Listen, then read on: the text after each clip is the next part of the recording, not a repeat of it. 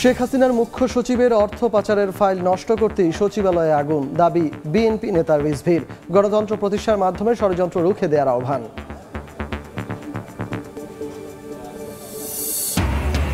প্রাথমিক ও মাধ্যমিক শিক্ষকদের বেতন স্কেল 10ম গ্রেডে আনা উচিত, মন্তব্য সার্জিসের। শিক্ষার মান বাড়াতে ব্যক্তি, গোষ্ঠী বা দল নয়, প্রজন্মের স্বার্থ দেখার আহ্বান।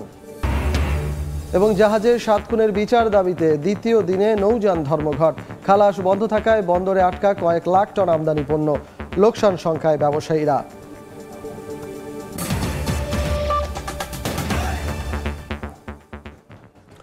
বাংলা সময় সঙ্গে আছি আমি সজল মিত্র রিচার্ড।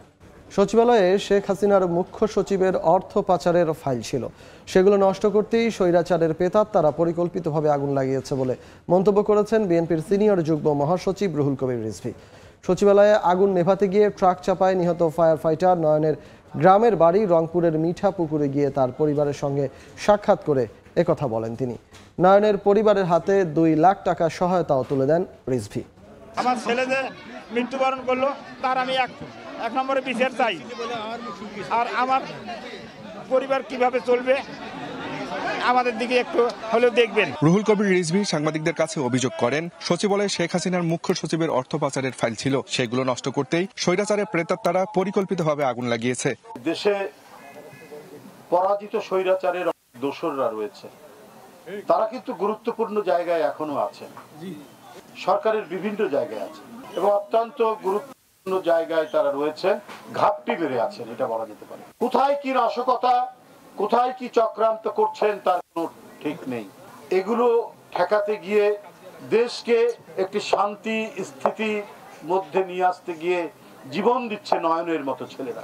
পরাজিত শক্তি এখনো রাষ্ট্রের গুরুত্বপূর্ণ জায়গায় ঘাপটি মেরে থেকে ষড়যন্ত্রের পায়তারা করছে। তাদের রুখে গণতন্ত্রকে স্থায়ী রূপ দিতে পারলে দেশে শান্তি ফিরবে বলেও মন্তব্য করেন বিএনপির এই কেন্দ্রীয় নেতা। আমরা যদি গণতন্ত্রকে একটি স্থায়ী রূপ দেই, আমরা যদি আমাদের স্বাধীনতা সার্বভৌমত্ব রক্ষা করতে পারি, তাহলেই এই দেশটি টিকবে, এদেশের মানুষের নাগরিক স্বাধীনতা নিশ্চিত হবে। নিহত ফায়ার সার্ভিস কর্মী নয়নের পরিবারের হাতে প্রাথমিক সহায়তা হিসেবে 2 লাখ টাকা তুলে দেন রুহুল কবির রিজভী। আব্দুর রশিদ জীবন, সময় সংবাদ, রংপুর। শিক্ষা ব্যবস্থাকে শক্তিশালী করার পাশাপাশি মান বাড়াতে সরকারি প্রাথমিক ও মাধ্যমিক বিদ্যালয়ে শিক্ষকদের বেতন স্কেল 13 গ্রেড থেকে 10ম গ্রেডে আনা উচিত বলে মনে করেন জাতীয় নাগরিক কমিটির মুখ্য সংগঠক সার্জিস আলম। দুপুরে পঞ্চগড়ের তেঁতুলিয়ার মাথাফাটা সরকারি প্রাথমিক বিদ্যালয় মাঠে উপজেলার 1200 শিক্ষার্থীর মাঝে শিক্ষা উপকরণ ও শীতবস্ত্র উপহার দিয়ে কথা বলেন তিনি। শিক্ষার মান বাড়াতে ব্যক্তি, গোষ্ঠী ও দলের স্বার্থ না দেখে আগামীর প্রজন্মের স্বার্থ দেখার আহ্বান জানান সার্জিস।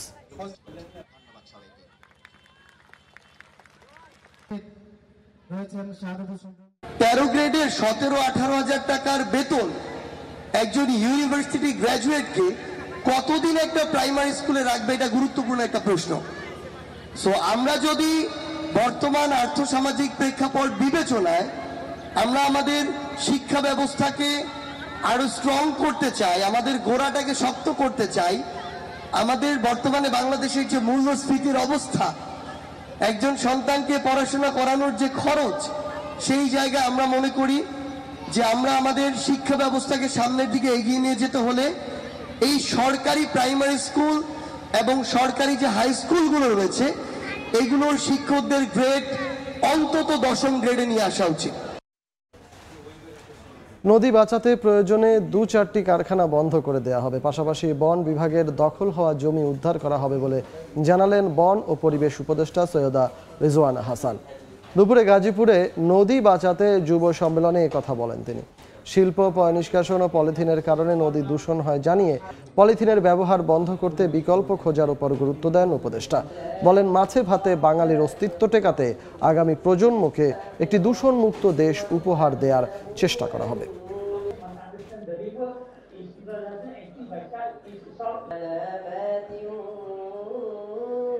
আগামী প্রজন্মকে যদি একটা দূষণমুক্ত নদী দিয়ে না যাই, ওরা পানি পাবে কোথায়, ওরা মাছ পাবে কোথায়? নদী শুধুমাত্র যে একটা প্রাকৃতিক আবেদনের সমৃদ্ধ প্রতিবেশ ব্যবস্থা তা কিন্তু না। নদী কিন্তু অর্থনীতি, বাংলাদেশে যত মানুষ যাতায়াত করে তার অর্ধেকই কিন্তু নৌপথে যাতায়াত করে। এই মরে যাওয়া দূষিত নদীগুলো আমাদের যাতায়াতে একটা বড় ভূমিকা রাখছে, পণ্য পরিবহনে একটা বড় ভূমিকা রাখছে। নৌ শ্রমিকদের কর্মবিরতিতে অচল চট্টগ্রাম বন্দরের বহির্নোঙরের পণ্য খালাস। গভীর সাগরে লাখ লাখ টন পণ্য নিয়ে ভাসছে 25টি মাদার ভেসেল। পণ্য খালাস করতে না পারায় প্রতিটি জাহাজকে দৈনিক 12 থেকে 15,000 ডলার জরিমানা গুনতে হচ্ছে। এছাড়া কর্ণফুলী নদীর 16টি ঘাটসহ অভ্যন্তরীণ নৌরুটে পণ্য পরিবহন বন্ধ হয়ে গেছে। এমন পরিস্থিতি চললে বাজারে ভোগ্যপণ্য ও শিল্পের কাঁচামালের সংকট তৈরির আশঙ্কা ব্যবসায়ীদের। আশরাফুল আলম মামুনের ক্যামেরায় বিস্তারিত জানাচ্ছেন ফেরদৌস লিপি।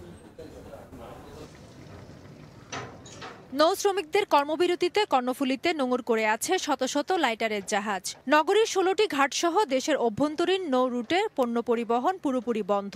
আমদানি পণ্য লাইটারিং বন্ধ হওয়ায় বহির্নোঙরে অলস বসে আছে 25টির মতো বিদেশি মাদার ভেসেল। এইসব জাহাজে খালাসের অপেক্ষায় lakh lakh ton cement, clinker, তেল, চিনি সহ বিভিন্ন খাদ্যপণ্য। ফলে এক ধরনের অচল অবস্থা চলছে চট্টগ্রাম বন্দরের খালাস প্রক্রিয়ায়। Food grain, sugar, cement, clinker এবং অয়েল ট্যাঙ্কার, তো সেই জাহাজগুলোতে কাজ না হওয়ার কারণে এগুলা আইডলিং করছে। এতে আমাদের এই প্রত্যেকটা জাহাজের ফিক্সড অপারেটিং কস্ট বাবদ যে প্রায় 10 থেকে 15,000 ডলার গচ্চা যাচ্ছে। এমন পরিস্থিতি চললে বাজারে ভোগ্যপণ্য ও শিল্পের কাঁচামাল সরবরাহ সংকট তৈরির আশঙ্কা ব্যবসায়ীদের। পণ্যের যে খালাস সেটি কিন্তু সম্পূর্ণ স্থবির হয়ে আছে এবং এটি যখন শুরু হবে তত করে এই পণ্যগুলো খালাস করে আবার নতুন করে যখন মাদার ভেসেলগুলোতে তারা পণ্য নিতে যাবে তখন কিন্তু একটা দীর্ঘ সারি হয়ে যাবে। এদিকে কর্মবিরতির সমর্থনে শনিবার সকালে নগরীর ঘাটগুলোতে বিক্ষোভ করেন নৌযান শ্রমিকরা। জাহাজে 7 খুনে জড়িতদের কঠোর শাস্তি সহ ক্ষতিপূরণের দাবি জানান তারা। কষ্ট হইলেও আমরা বিচার চাই, কারণ আমাদেরও তো নিরাপত্তার বিষয় আছে এখানে। সঠিক বিচার না পাওয়া পর্যন্ত আমাদের লাগাতার আন্দোলন চলতে থাকবে। দেশ বিষম সংকটে চলে যাবে, তাই আমরা আমাদের এই নৌপথে নিরাপত্তার জন্য যে দাবি দিয়েছি, আশা করি এই দাবিটা যেন আমাদের পূরণ হয়। অচল অবস্থা নিরসনে সরকারকে দ্রুত পদক্ষেপ নেওয়ার দাবি সংশ্লিষ্টদের। ফেরদৌস লিপি, সময় সংবাদ, চট্টগ্রাম। নানা অব্যবস্থাপনার পাশাপাশি গ্যাস, পানি ও বিদ্যুতের সংযোগ নিশ্চিত করতে না পারায় চট্টগ্রাম উন্নয়ন কর্তৃপক্ষের অধিকাংশ আবাসিক প্রকল্প মুখ থুবড়ে পড়ছে। স্বাধীনতার পর নগরীর বিভিন্ন স্থানে 585 একর জায়গায় 10টি প্রকল্পে 6,307টি প্লট বরাদ্দ দেয়া হলেও অধিকাংশ প্লট এখনো খালি। ব্যাংক ঋণের টাকা দিয়ে প্লট কিনে বাড়ি করতে না পেরে চরম ভোগান্তিতে হাজার হাজার মানুষ। শাখাওয়াত টিপুর ক্যামেরায় বিস্তারিত জানাচ্ছেন কমল দে। স্বাধীনতার আগে 1963 সালে কাতালগঞ্জ এবং 1965 সালে আগ্রাবাদ আবাসিক এলাকার মাধ্যমে পরিকল্পিত নগরী গড়ে তোলার প্রকল্প নিয়েছিল চট্টগ্রাম উন্নয়ন কর্তৃপক্ষ সিডিএ। কিন্তু স্বাধীনতার পর নেওয়া 10টি প্রকল্প নানা অনিয়ম ও অব্যবস্থাপনার কারণে পর্যায়ক্রমে তা ব্যর্থতায় পরিণত হয়েছে। নগরীর অক্সিজেন এলাকায় সবচেয়ে বড় আবাসিক এলাকা গড়ে তোলার পরিকল্পনা নিয়েছিল চট্টগ্রাম উন্নয়ন কর্তৃপক্ষ। 2008 সালে এখানকার 1700 একর জায়গার উপর তৈরি করা হয়েছে 1748টি প্লট। 16 বছর আগেই প্লট মালিকেরা তাদের প্লট বুঝে নিয়েছেন। ভূমিসহ নানা জটিলতায় এখন পর্যন্ত বিশাল এই অঞ্চলে একটি ভবনও ওঠেনি। 2008 সালে প্লট পাইছি, কিন্তু এখনো আমরা বাড়িঘর করতে পারিনি। অবকাঠামো এবং নিরাপত্তা কেউ আগায় না আসলে প্লট করার মতো তো আমরা বাড়ি করার মতো সুযোগ হবে না আমাদের। 759 প্লটের চাঁদগাঁও আবাসিক, 423 প্লটের কল্পলোক আবাসিক প্রথম পর্যায় এবং 181 প্লটের চন্দ্রিমা আবাসিক এলাকার প্লট মালিকেরা নিজেদের উদ্যোগেই আবাসনের ব্যবস্থা করে নিয়েছে। নগরীর একেবারে কাছাকাছি কর্ণফুলী নদীর তীরবর্তী এই এলাকায় চট্টগ্রাম উন্নয়ন কর্তৃপক্ষ 1995 সালে গড়ে তুলেছিল কর্ণফুলী আবাসিক এলাকা। 52 একর জায়গার উপর তৈরি করা হয়েছিল 517টি প্লট। প্লট মালিকেরা প্লট বুঝে নিয়েছেন, কিন্তু 29 বছর পেরিয়ে গেল নানা জটিলতায় এখানে কোনো ভবন উঠেনি। চট্টগ্রাম উন্নয়ন কর্তৃপক্ষের এই আবাসিক প্রকল্প অনেকটা ব্যর্থতায় পর্যবেসিত হয়েছে। এদিকে 985 প্লটের সলিমপুর আবাসিক, 1356 প্লটের কল্পলোক আবাসিক দ্বিতীয় পর্যায়ে কিছু ভবন উঠল পরিপূর্ণ আবাসিকের রূপ পায়নি। এজন্য সিডিএর আগের পরিষদকে দায়ী করছেন এই নগরবিদ। শুধু প্লট দিলেই কিন্তু প্রকল্প চালু হয়ে যাবে না। এক্ষেত্রে তৎকালীন যারা ব্যবস্থাপনায় ছিলেন তাদের সমন্বিত কর্মোদ্যোগের একটা অভাব আমরা দেখেছি, যার ফলে হয়তো প্লট পেয়েছে, পানি পায় নাই বা বিদ্যুৎ পায় নাই। অভিযোগ উঠেছে কোনো রকম পূর্ণাঙ্গ পরিকল্পনা ছাড়াই গড়ে তোলা হয়েছে এসব আবাসিক এলাকার প্লট। বিশেষ করে তদবিরের মাধ্যমে বেশি আবেদনকারীকে প্লট দিতে গিয়ে প্লটের সাইজ নামিয়ে আনা হয়েছে 3 থেকে 4 কাঠায়, অথচ খরচ অনুযায়ী ভবন তুলতে প্রয়োজন ছিল 8 থেকে 10 কাঠার প্লট। ইন্ডিভিজুয়ালি একজনকে একটা প্লট দিয়ে দিলাম, তাও প্লটের সাইজ করলাম 2.5 কাঠা থেকে 3 কাঠা, 4 কাঠা, 5 কাঠা। তো এটা 5 কাঠার নিচে আসাই উচিত ছিল না যদি আপনি এই প্রজেক্টটাকে ভাইবেল করতে চান। 60 বর্গ মাইলের এই চট্টগ্রাম নগরীতে লোক সংখ্যা 70 লাখের বেশি। সিডিএর তথ্য অনুযায়ী এই নগরীতে বহুতল ভবন রয়েছে 4,01,721টি। এর মধ্যে 3,87,000 1 থেকে 6 তলা, 13,480টি 6 থেকে 10 তলা এবং 484টি 10 তলার অধিক। কমল দে, সময় সংবাদ, চট্টগ্রাম। দেশের ব্যাংক খাতের দুর্দশা ও খারাপ অবস্থার জন্য শুধু ম্যানেজমেন্ট ও কর্মকর্তারা দায়ী নয়, সমানভাবে বাংলাদেশ ব্যাংকও দায়ী, এমন মন্তব্য করেছেন সাবেক এফবিসিসিআই এর সভাপতি ও ন্যাশনাল ব্যাংকের চেয়ারম্যান আব্দুল আউয়াল মিন্টু। চট্টগ্রামের আগ্রাবাদে বেস্ট ওয়েস্ট রেস্টুরেন্টে চট্টগ্রাম বিভাগীয় ন্যাশনাল ব্যাংক রিজিওনাল বিজনেস কনফারেন্সে তিনি একথা বলেন। তিনি জানান, অতীতে বাংলাদেশ ব্যাংক যথাযথ দায়িত্ব পালন করেনি, যে কারণে এখন ব্যাংকগুলোর বেহাল ও করুণ অবস্থা। তারল্য সংকটের কারণে ব্যাংক চালাতে হিমশিম খেতে হচ্ছে তাদের।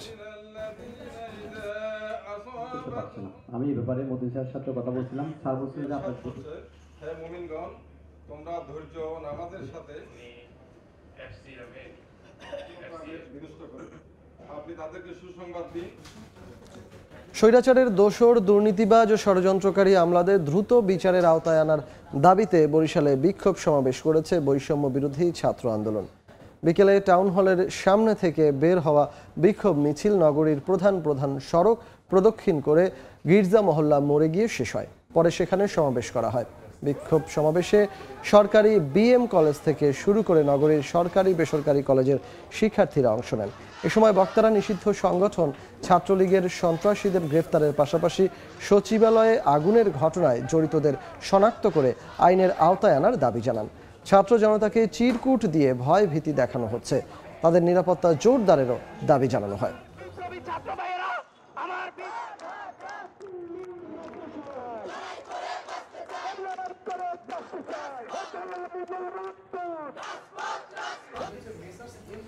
জুলাই বিপ্লবকে ব্যাহত করতে আওয়ামী লীগের সমর্থক আমলারা সচিবালয় অগ্নিকাণ্ডের সঙ্গে জড়িত বলে দাবি করেছে বাংলাদেশের যুব অধিকার পরিষদ।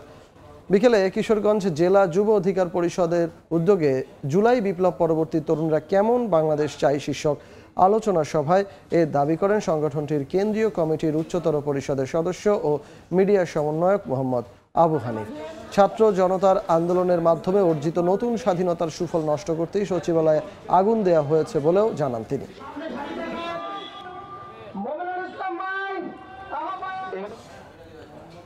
পাবনায় কৃষকের অন্তত 500 কলা গাছ কেটে ফেলার অভিযোগ উঠেছে যুবলীগ নেতাকর্মীদের বিরুদ্ধে। গতকাল দুপুরে ঈশ্বরদী দাসুরিয়ার আজমপুর এলাকায় প্রকাশ্যে সব কলা গাছ কাটা নেতৃত্ব দেন স্থানীয় যুবলীগ কর্মী মুক্তার হোসেন। এ সময় তার সঙ্গে ছিলেন আরও অন্তত 15 জন। এ ঘটনায় ঈশ্বরদী থানায় লিখিত অভিযোগ দিয়েছেন ভুক্তভোগী সোয়াইবুর রহমান ইমরান। অভিযোগে জানা গেছে দীর্ঘদিন ধরেই ওই এলাকায় কলার আবাদ করছিলেন ইমরান। তবে পাশেই যুবলীগ কর্মী মুক্তার হোসেন জমি ক্রয় করেন। কৌশলে ইমরানের জমি দখলে নেয়ার চেষ্টা করে সে। এতে বাধা দেয় জোরপূর্বক প্রকাশ্যে কলা গাছগুলো মুক্তার হোসেন কেটে ফেলেন বলে অভিযোগ ভুক্তভোগীর। তদন্ত করে আইনগত ব্যবস্থা নেওয়ার কথা জানিয়েছে পুলিশ।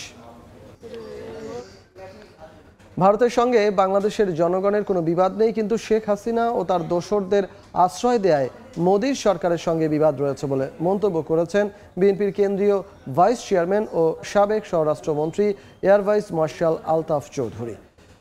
আওয়ামী লীগের প্রধান ও সরকার প্রধান শেখ হাসিনা পালিয়ে যেতেই পারেন, কিন্তু কখনো কি দেখেছেন সরকার প্রধানের সঙ্গে তার মন্ত্রিসভার সব সদস্যরাও পালিয়ে গেছেন? বিএনপির ভারপ্রাপ্ত চেয়ারম্যান তারেক রহমান ঘোষিত রাষ্ট্র সংস্কার সহ ৩১ দফা কর্মসূচি সাধারণ মানুষের কাছে পৌঁছে দেওয়ার লক্ষ্যে বিকেলে পটুয়াখালী জেলা শিল্পকলা একাডেমি মিলনায়তনে এক সমাবেশে প্রধান অতিথির বক্তব্যে তিনি একথা বলেন। 5 বার বন্যার পানিতে তলিয়ে যাওয়ার পরও হাল ছাড়েননি খাগড়াছড়ির আমন চাষিরা। ব্যাপক ক্ষতির পরও ফসল ঘরে তুলতে পেরেছেন তারা। ক্ষতিগ্রস্ত কৃষকদের প্রণোদনার ঘোষণা কৃষি বিভাগের। জিতেন বড়ুয়ার তথ্য ও ছবিতে রিপোর্ট। আমন রোপণের সময় পরপর 5 বার বন্যার কবলে পড়েন খাগড়াছড়ির চাষিরা। এতে তলিয়ে যায় রোপা আমন চারা, ক্ষতিগ্রস্ত হয় জমি। পানি সরে গেলে সেই জমিতে আবারও ধান রোপণ করেন অনেক কৃষক। এবার ফসল ঘরে তুলতে পেরে খুশি তারা। আগের বারে জ্বালা যেটা ফেলাইছি ওটা সব নষ্ট হয়ে গেছে, পরের বারে আবার জ্বালা ফেলে লাগাইছে। মোটামুটি মিডিয়াম হয়েছে, বেশিও হয় না, আগের মতন হয় না। এক কানিতে 100 আরি ধান পাই, এখন 60-70 ধরে না। দিনে আমরা 3-4 কানি মারতে পারি, এইভাবে আমাদের সংসার কাটাই আর কি। এদিকে ক্ষতিগ্রস্ত কৃষকদের ক্ষতি পুষিয়ে আনতে প্রণোদনার ঘোষণা দিয়েছে কৃষি সম্প্রসারণ বিভাগ। 2000 হেক্টর জমি ক্ষতিগ্রস্ত হয়েছে। এই কৃষকদেরকে আমরা পরবর্তীতে আমাদের এই যে রবি মৌসুমে তাদেরকে বিভিন্ন ধরনের শীতকালীন সবজি, বীজ, সার এবং নগদ টাকা আমরা অর্থ সহায়তা দিয়েছি। কৃষি বিভাগের তথ্য মতে এবার 29,050 হেক্টর জমিতে আমন চাষের লক্ষ্যমাত্রা থাকলেও আবাদ হয়েছে 26,994 হেক্টর জমিতে, আর বন্যায় ক্ষতিগ্রস্ত হয়েছে 2,056 হেক্টর জমির ফসল। সময় সংবাদ, খাগড়াছড়ি। নির্মাণের 44 বছরেও পর্যটক ভোগান্তি কমেনি রাঙামাটির ঝুলন্ত সেতুতে। টোল আদায় করলেও নেই জেটি, ঝুঁকি নিয়ে উঠতে হয় সেতুতে। হেফাজত সবুজের তথ্য, রাজীব দাস মুন্নার ছবিতে রিপোর্ট। শীত মানে পর্যটনে ভরা মৌসুম। রাঙামাটির প্রতিটি স্পটই এখন ভ্রমণ পিপাসুদের উপচে পড়া ভিড়। যন্ত্রচালিত নৌকায় সুবলং ঝর্ণা ও পাহাড়ের সৌন্দর্য উপভোগ শেষে তারা ছুটে আসেন সিম্বল অব রাঙামাটি খ্যাত ঝুলন্ত সেতুতে।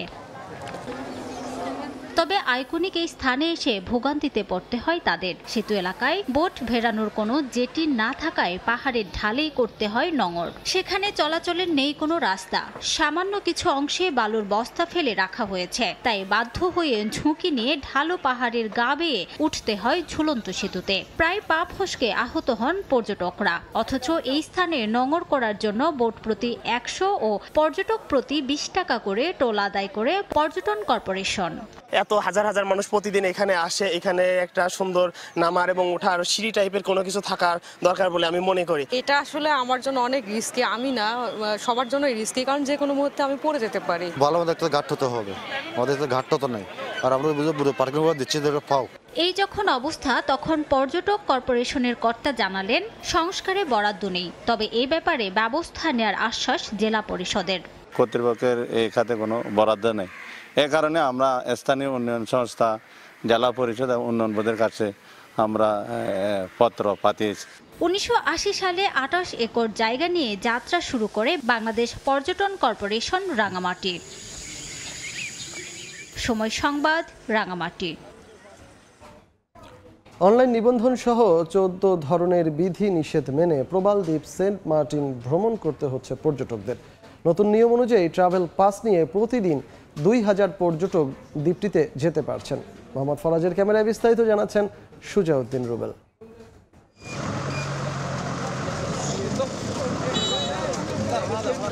কক্সবাজারের নুনিয়ারছড়া বিআইডব্লিউটিএ ঘাট। সূর্য না ওঠার আগেই হাজির শত শত ভ্রমণ পিপাসু। নতুন নিয়ম অনুযায়ী করতে হয় অনলাইন নিবন্ধন আর নিতে হয় ট্রাভেল পাস, যা হয়ে যাচ্ছে টিকিটের সঙ্গে। জাহাজে ওঠার আগেই প্রশাসনের কড়া তৎপরতা। ট্রাভেল পাসের পাশাপাশি পর্যটকদের হাতে প্লাস্টিক কিংবা পলিথিন আছে কিনা করা হয় তল্লাশি। দেয়া হয় সেন্ট মার্টিন ভ্রমণে সরকারি বিধিনিষেধের ধারণাও। তবে কক্সবাজার থেকে সেন্ট মার্টিন জাহাজ চলাচলে সমস্যার কথাও বলছে জাহাজ কর্তৃপক্ষ। এইখান থেকে কক্সবাজার থেকে 6 ঘন্টার মতো লাগে। টেকনাফ হলে তো খুব তাড়াতাড়ি যাওয়া যায়, 2.5 ঘন্টা 3 ঘন্টায়। কিন্তু টেকনাফে যেহেতু বর্তমান পরিস্থিতিতে যাওয়া সম্ভব না, ইনানি দিয়ে গেলেও অনেক সময় কম লাগে। দীর্ঘ প্রতীক্ষার পর 1 ডিসেম্বর থেকে শুরু হয় সেন্ট মার্টিনে পর্যটকবাহী জাহাজ চলাচল। আমরা বাংলাদেশের নাগরিক, আমরা যে কোনো সময় সেন্ট মার্টিনে আসবো, সেন্ট মার্টিনে যাব। টাইমটা না কমিয়ে আসলে কিভাবে পরিষ্কার পরিচ্ছন্ন রাখা যায়, কিভাবে কি করা যায় ওই দিকে মনোযোগ দেওয়া উচিত। এবার পর্যটকের সমাগম কম, বাজারও কিছুটা ফাঁকা। পর্যটনকে ঘিরে নির্মিত হোটেল রেস্তোরাঁ 50% বন্ধ। এদিকে পরিবেশবাদী সংগঠনগুলো বিধিনিষেধকে স্বাগত জানিয়েছে, আর পরিবেশ অধিদপ্তর বলছে সচেতনতা বাড়ানোর পাশাপাশি বিধিনিষেধ না মানলে কঠোরতা অবলম্বন করা হবে। কঠোর না হলে আপনি যে যার যার মতো করে করবেন, এটা হয় না। এবং আরেকটু সচেতনতা বাড়ানোর পরে আমরা কঠোরতার দিকেও যেতে হবে আমাদেরকে। প্রতি বছর অক্টোবর থেকে মার্চ পর্যন্ত সেন্ট মার্টিন দ্বীপ পর্যটকদের জন্য উন্মুক্ত থাকলেও এবার ভ্রমণ ও রাত্রি যাপনে এ সময় কমিয়ে করা হয়েছে 2 মাস। পরিবেশবাদী সংগঠনগুলোর দাবি যাতে পুরোপুরি কার্যকর হয় এসব বিধিনিষেধ। প্রবালদ্বীপ সেন্ট মার্টিন থেকে সুজাউদ্দিন রুবেল, সময় সংবাদ, কক্সবাজার। বাংলা সময় শীর্ষ সংবাদগুলো জানিয়ে দিচ্ছি আরেকবার। শেখ হাসিনার মুখ্য সচিবের অর্থ পাচারের ফাইল নষ্ট করতেই সচিবালয়ে আগুন, দাবি বিএনপি নেতা রিজভীর। গণতন্ত্র প্রতিষ্ঠার মাধ্যমে ষড়যন্ত্র রুখে দেওয়ার আহ্বান।